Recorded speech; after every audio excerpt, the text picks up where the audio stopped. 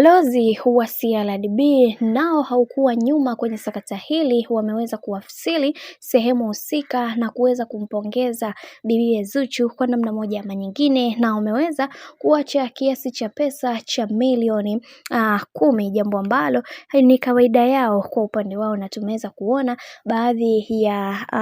mashabiki wameweza kufurahia hili na kusema ya kwamba kiukweli huyu mtoto amekuja na baraka kubwa katika ulimwengu huu. Mwenyezi Mungu aendelee kumpa neema na baraka, kwani hiki kilichopo sasa hivi ni kuwafanya watu waweze kutambua umuhimu wa kuweza kupata watoto. Lakini kuna baadhi ya mashabiki nao wameweza kusema kwamba huo umuhimu unatokana na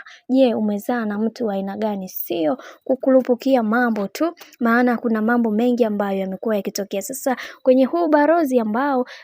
ulioweza kuja wa CRDB ulioweza kumfanya bibi Zuchu aweze kutokwa na machozi, ni baada ya mtoto wake kuwa ambassador katika taasisi hiyo, na tuliweza kuona hata mtoto wa Wema Sepetu naye ilikuwa ni hivyo hivyo. Kwa hiyo hawa watoto bwana wamezaliwa na baraka tele katika maisha yao. Mungu aendelee kuwapambania na kuwafanya wawe bora zaidi kadri siku zinavyozidi kwenda, kwa sababu kuna vingi ambavyo vipo, huenda kuna mambo ambayo mbele yao yanakuja na ni mazuri pia, kwa sababu kuna vingi ambavyo vimeweza kutokea na kila mtu alitamani sana kuweza kuhakikisha maisha haya yanakuwa katika mikakati na misingi iliyo bora zaidi, maana